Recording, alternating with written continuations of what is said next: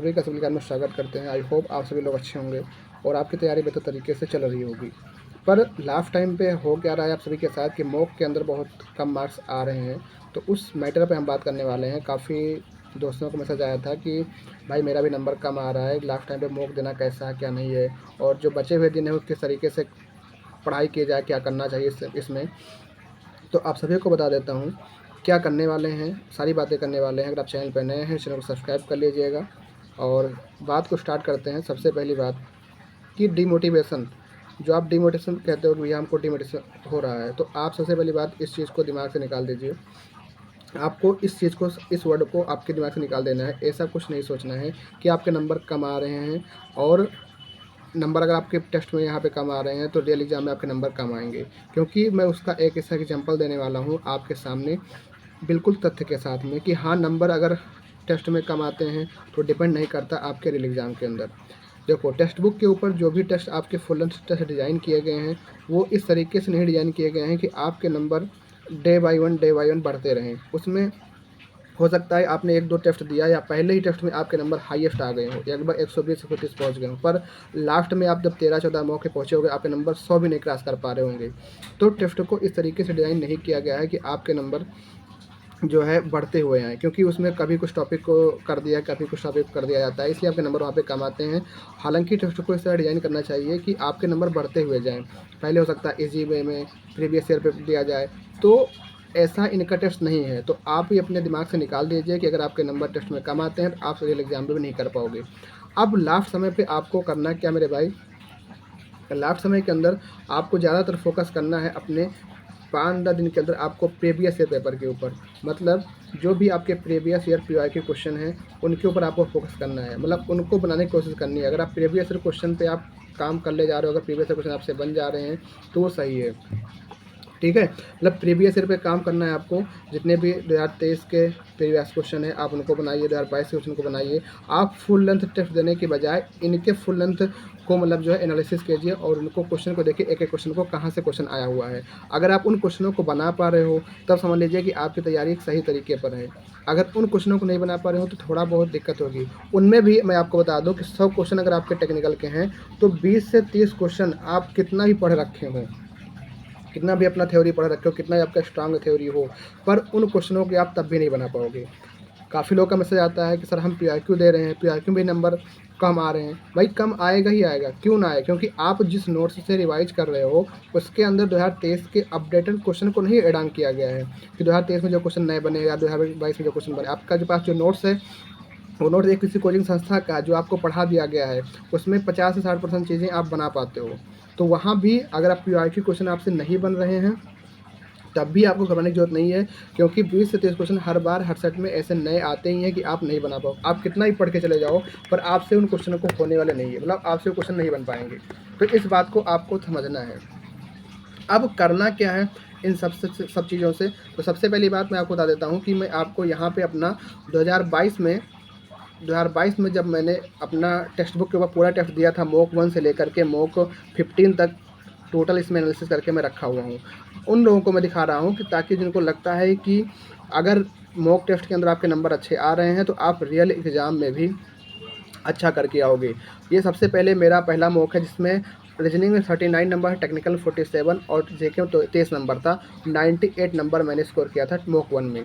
ऐसे ही आप देखते जाओगे तो आपके नंबर 107, फिर 106, फिर मॉक 4 में 121, मॉक 5 में 112, 110, 114, 122। जो हाईएस्ट गया था नंबर मेरा 122 तक गया था मॉक के अंदर, मॉक 8 में। उसके बाद mock 9, mock 10, mock 11, mock 12, mock 13 और मॉक 15। उस समय उत्कर्ष की कोचिंग जो था ऑनलाइन आया था, उत्कर्ष का टेस्ट पे मैंने उसको, उसमें 130 नंबर मेरे आए थे।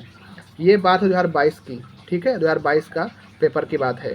और 2022 वाले एसएससी प्री के अंदर मेरा प्री क्वालिफाइड नहीं हुआ था, बल्कि मॉक टेस्ट में नंबर ऐसे आ रहे थे कि उम्मीद थी, लोग कहते हैं अगर 110 120 के पास आपके नंबर आ रहे हैं मॉक टेस्ट के अंदर तो आप रेल एग्जाम में प्री क्वालिफाइड हो जाओगे। प्री क्वालिफाइड मेरा 2022 में नहीं हो पाया था। इतने अच्छे नंबर होने के बावजूद भी जब मैंने रियल एग्ज़ाम में बैठा था तो रियल एग्ज़ाम मेरा प्री नहीं क्वालिफाइड हो पाया था एसएससी का 2023 के अंदर, 2022 के अंतर्गत।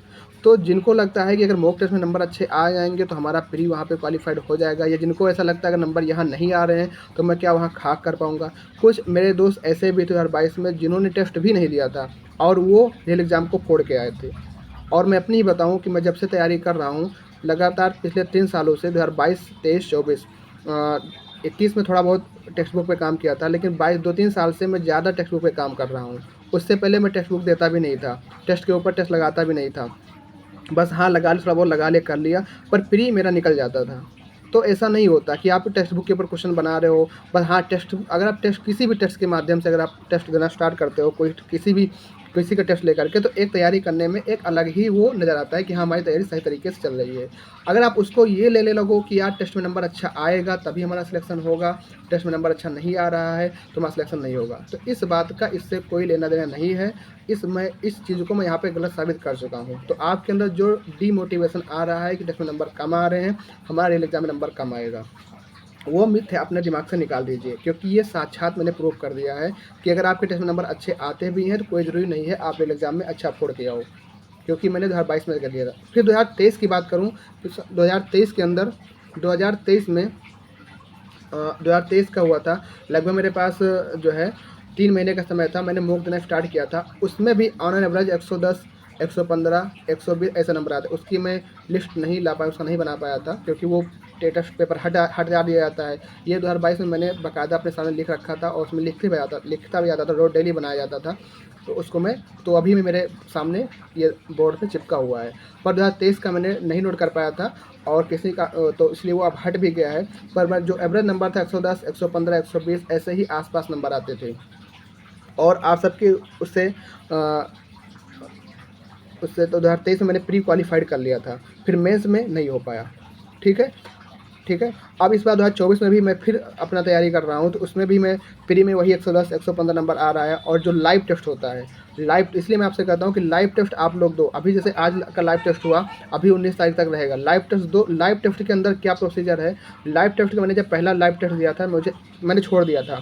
सेकंड लाइव टेस्ट आया तो मैंने दिया, ऑब्जर्व किया कि जो सेकंड लाइव टेस्ट, जो उनका लाइव टेस्ट है, वो आपके एसएससी के प्रीवियस ईयर पेपर में बेस है, एसएससी के पीआई के क्वेश्चन में बेस है, और जो एसएससी का लेवल है उस तरीके के क्वेश्चन में बेस है। तो लाइव टेस्ट इनका सही है, अदर देन इन्होंने जो डिजाइन कर रखा है। तो लाइव टेस्ट मैंने 2 भी दिया था, लाइव टेस्ट मैंने 3 भी दिया। आप लोगों से मैं कह रहा हूँ लाइव टेस्ट के अंदर आपके नंबर अच्छे आ रहे हैं, क्योंकि वो प्रीवियस ईयर बेस है। आप करोगे तो आपको खुद अंदाजा हो जाएगा कि हाँ सही है, वो ऐसे क्वेश्चन मतलब जो है, हालांकि ऐसे क्वेश्चन से थोड़ा अप लेवल ही आपका रहेगा, पर अगर ऐसे क्वेश्चन आप बना पा रहे हो तो काफ़ी ज़्यादा आपका हेल्पफुल रहेगा। क्योंकि देखो, अगर आपके एग्जाम में 100 क्वेश्चन आते हैं तो 100 के 100 क्वेश्चन टफ नहीं होंगे।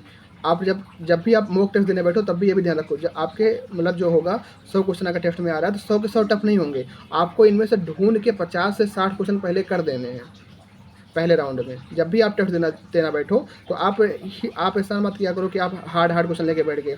तो अगर आप इजी क्वेश्चन 50 से 60 क्वेश्चन उसमें निकाल पा रहे हो, 50 से 60 क्वेश्चन ऐसे हैं जो आप निकाल पा रहे हो, तो आपको एक पॉजिटिव मिल जाएगा कि हाँ इतना नंबर मेरा गेन हो रहा है। उसके बाद आप जो अटेम्प्ट करोगे उसमें कुछ गलत हो कुछ सही होगा, आपका आराम से 60+ नंबर आ जाएगा। पर आप हार्ड क्वेश्चन के चक्कर में क्या होगा कि आपका जो आता हुआ क्वेश्चन भी होगा। बहुत से लोग जैसे क्वेश्चन था, मैंने कल एक क्वेश्चन पोस्ट किया था, पॉइजन रेशियो का था। पॉइजन रेशियो का फार्मूला था, आप सभी को पता है लेटरल स्ट्रेन अपन लॉन्गिट्यूडनल स्ट्रेन होता है। वहाँ पे 3 ऑप्शन थे, चौथा ऑप्शन नॉन ऑफ दिस था। अब उसमें देखो कि लगभग 20% लोगों ने क्वेश्चन गलत कर दिया था, क्योंकि आदत कौन सी है, हमको हार्ड क्वेश्चन करने की। तो लास्ट टाइम के अंदर आपको SSC JEE previous year paper पे काम करना है, उनके पैटर्न को रिवाइज करना है। और आपके ने जो नोट्स बनाया है या आपने कहीं कोचिंग संस्था से पढ़ा या कोई बैच लिया था, वहाँ का आपका जो नोट्स होगा उन नोट्स को रिवाइज करिए, या सिविल बूस्टर रिवाइज करिए लास्ट टाइम पे। सिविल बूस्टर के बाद, क्योंकि आप नोट्स लेके बैठोगे तो इतना पूरा नोट्स होता है, नोट्स नहीं रिवाइज हो पाएगा, पर सिविल बूस्टर के माध्यम से रिवाइज करोगे आपका रिवाइज हो जाएगा। ठीक है, इस माध्यम, क्योंकि आपको जो पढ़ना था बल्कि में आप पढ़ रहे, अब आप कन्फाइनमेंट करके पढ़ना, उसको बार बार रिवाइज करना चीज़ों को। और आपको एसएससी जेईई के प्रीवियस ईयर क्वेश्चन जो है उनके, जो आप जाओगे प्रो वाला करके है, एसएससी जेईई 2024 टेस्ट में इसे प्रो करके है। प्रो में आपको चैप्टर टेस्ट मिलेगा, सब्जेक्ट टेस्ट मिलेगा, आपको फुल टेस्ट मिलेगा। तो जो फुल टेस्ट है उसको भी बनाओ, जो प्रो वाला टेस्ट है जिसमें चैप्टर टेस्ट लिखा है वो सारे के सारे पीआई के क्वेश्चन है। आप थ्योरी को पढ़ो, सपोज आपने सॉइल मैकेनिक्स का टॉपिक पढ़े, इंडेक्स प्रॉपर्टीज, कॉम्पैक्शन, कंसोलिडेशन, उसमें चैप्टर दिया है, आप थ्योरी पढ़ो, वहाँ जाकर टेस्ट दो, 10 क्वेश्चन का टेस्ट है। तो आपको पूरा एक अंदर से हो जाएगा कि हाँ हम क्वेश्चन बना पा रहे हैं। और ये जिन्होंने जो डिज़ाइन कर रखा है इनका टेस्ट जो है अलग ही लेवल का है। तो आपको इससे घबराना नहीं है मेरे भाई कि हमारा नंबर यहाँ पे कम आ रहा है तो हमारे एग्जाम में भी कम आएगा। तो ये बातें आपके साथ में करने वाला था। ठीक है। अब मॉक देखो, अब लास्ट टाइम पे अगर आप मॉक दे रहे हो, काफ़ी लोग होते हैं जो लास्ट टाइम पे मॉक देते हैं, तो अगर आप लास्ट टाइम में मॉक दे रहे हो, मॉक में आपके नंबर कम आ रहे हैं, तो मॉक देने का एक ऐसा ये मतलब समझिए कि हमको टाइम मैनेजमेंट की ज़रूरत है बस। आप टेस्ट दे रहे हो, आपको ये मालूम पड़ना चाहिए कि हम रीजनिंग पहले करेंगे, क्योंकि लास्ट टाइम पे वो लोग पूछते हैं सर हम रीजनिंग पहले करें कि जीएस करें या टेक्निकल करें। तो लास्ट टाइम पे जो मॉक दे रहे हो आप, इसका मतलब यही रह जाएगा। आप रियल एग्जाम में कैसे देखिए, होता नहीं कि अगर आपका टेस्ट होता है, मैच होता है, तो उससे पहले प्रैक्टिस होती है, कैसे करना है कैसे नहीं करना है। तो वैसे ये प्रैक्टिस है आपको, इसमें नंबर क्या आ रहे हैं इससे मतलब मत रखो। आपका जो प्रैक्टिस करोगे इसमें ये आप देखो कि हमने पहले रीजनिंग किया था, कितना समय लगा, फिर उसको हम टेक्निकल मूव कर गए, फिर हमारे पास जो समय बचा उसमें जीएस पे आ गए। क्योंकि जीएस में काफ़ी लोगों को दिक्कत होती है इंग्लिश और हिंदी कन्वर्जन का। इंग्लिश नहीं समझ में आती है, हिंदी को बार बार कन्वर्ट करते हैं, वो भी टाइम लगेगा। तो इन सब बातों पे काम करना होता है। ये मत सोचो नंबर कितने आ रहे हैं, कुछ भी नंबर आए, बस आपको टाइम मैनेजमेंट करना है। 2 घंटे में आपको वहाँ पे टाइम मैनेजमेंट करना है। आप अपनी प्रैक्टिस करिए, 35 से 40 मिनट के अंदर आपका रीजनिंग बन जाना चाहिए। 1 घंटा टेक्निकल, बचे हुए क्वेश्चन में जीएस, फिर से दोबारा घूम के आओ, जो क्वेश्चन बचे उनको निपटा दो। ये तरीका होता है करने का। और मैंने बता दिया कि नंबर कम आ रहे हैं, उससे मत घबराओ। आपकी जो तैयारी है बहुत अच्छी तैयारी है, आप अपने आप को बहुत अच्छी तैयारी, बस आपको जो लगता है कि हमको ये चीज़ें नहीं पढ़ी हैं, यहाँ हमको चीज़ें पढ़ना है, वो चीज़ें लास्ट टाइम पे अपने नोट्स से या किसी वीडियो मतलब जो भी करना, जैसे भी करना आप पढ़ लीजिए। और हाँ, एक काम और करिएगा, अब फार्मूला रिवाइज करिएगा। फार्मूला काफ़ी क्वेश्चन आपको मिलेंगे देखने को जो फार्मूला बेस्ड होंगे।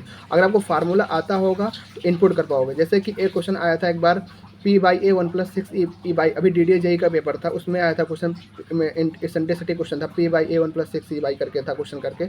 अब अगर वो फार्मूला अगर याद होगा तभी, क्वेश्चन आसान था, वैल्यू देखो, कैलकुलेटर तो नहीं मिलेगा, कुछ क्वेश्चन ऐसे आपको आएंगे विदाउट कैलकुलेटर आपके हो जाएंगे, पर आपको फार्मूला याद होना चाहिए। तो उसके लिए आप ये जो फार्मूला रिवीजन की जो ये सिविल कैप्सूल वाली बुक है, आप अगर आपके पास हो तो इससे एक एक चैप्टर डेली करके, मतलब सुबह शाम में जब भी टाइम निकाल करके अपना चैप्टर वाइज बना करके एक एक दिन में निपटा दिए, कम से कम एक चैप्टर 2 बार 3 बार कर लीजिए। इससे क्या होगा, आप लोग का फार्मूला बेस्ड क्वेश्चन अगर आएगा तो आप टप से उनको क्वेश्चन कर पाओगे। अदरवाइज आप लास्ट टाइम पे फिर यही होगा कि यार फार्मूला रिवाइज नहीं है, काफ़ी क्वेश्चन आपको छोड़ना पड़ सकता है। तो इस बात को ध्यान रखिएगा। बाकी और कोई समस्या है आप हमसे ऑफलाइन मिल सकते हैं और टेलीग्राम चैनल पे मैसेज कर सकते हैं, जहाँ पे सिविल ज्ञान लिमिटेड आपका चैनल है, और उसकी लिंक भी डिस्क्रिप्शन में आपको मिल जाएगी। और कोई भी अगर समस्या है तो आप ऑफलाइन कॉल करके बात कर सकते हैं। आज की वीडियो में बस इतना ही, मिलते हैं फिर अगले वीडियो, तब तक के लिए थैंक यू, जय हिंद, जय भारत।